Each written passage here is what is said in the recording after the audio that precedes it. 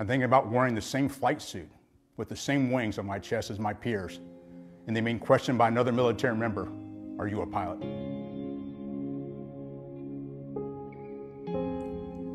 As the commander of Pacific Air Forces, a senior leader in our Air Force, and an African American, many of you may be wondering what I'm thinking about the current events surrounding the tragic death of George Floyd. Here's what I'm thinking about. I'm thinking about how full I am with emotion, not just for George Floyd, but the many African Americans that have suffered the same fate as George Floyd. I'm thinking about protests in my country, 'tis of thee, sweet land of liberty, the equality expressed in our Declaration of Independence and the Constitution that I've sworn my adult life to support and defend. I'm thinking about a history of racial issues and my own experiences that didn't always sing of liberty and equality. I'm thinking about living in two worlds, each with their own perspective and views. I'm thinking about my sister and I being the only African Americans in our entire elementary school and trying to fit in. I'm thinking about then going to a high school where roughly half the students were African American and trying to fit in. I'm thinking about my Air Force career, where I was often the only African American in my squadron, or as a senior officer, the only African American in the room. I'm thinking about wearing the same flight suit with the same wings on my chest as my peers, and they being questioned by another military member, "Are you a pilot?" I'm thinking about how I sometimes felt my comments were perceived to represent the African American perspective, when it's just my perspective informed by being African American. I'm thinking about some of the insensitive comments made without awareness by others. I'm thinking about being a captain at the Oak Club with my squadron and being told by other African Americans that I wasn't black enough since I was spending more time with my squadron than with them. I'm thinking about my mentors and how rarely I had a mentor that looked like me. I'm thinking about the sound advice that has led to my success, and even so, most of my mentors could not relate to my experience as an African American.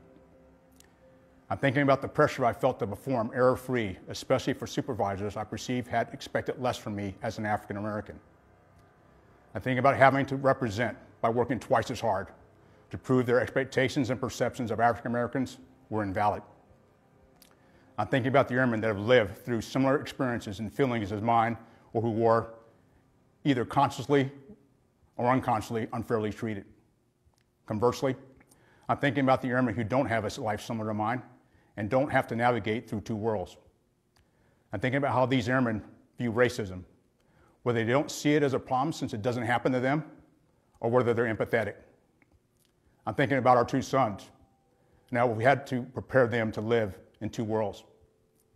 I'm thinking about the frank and emotional conversations my wife and I have had with them just this past week as we discussed the situations that have led to the protests around our country. Finally, I'm thinking about my historic nomination to be the first African American to serve as the Air Force Chief of Staff. I'm thinking about the African Americans that went before me to make this opportunity possible. I'm thinking about the immense expectations that come with this historic nomination, particularly through the lens of current events plaguing our nation. I'm thinking about how I may have fallen short in my career and will likely continue falling short living up to all those expectations. I'm thinking about how my nomination provides some hope, but it also comes with a heavy burden. I can't fix centuries of racism in our country, nor can I fix decades of discrimination that may have impacted members of our Air Force. I'm thinking about how I can make improvements, personally, professionally, and institutionally, so that all airmen, both today and tomorrow, appreciate the value of diversity and can serve in an environment where they can reach their full potential. I think I don't have all the answers on how to create such an environment, whether here in PACAF or across our Air Force. I'm thinking about, without clear-cut answers, I just want to have the wisdom and knowledge to lead during difficult times like these.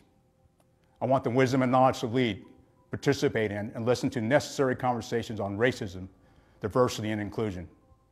I want the wisdom and knowledge to lead those willing to take committed and sustained action to make our Air Force better. That's what I'm thinking about. I want to know what you're thinking about. I want to hear what you're thinking about and how together we can make a difference.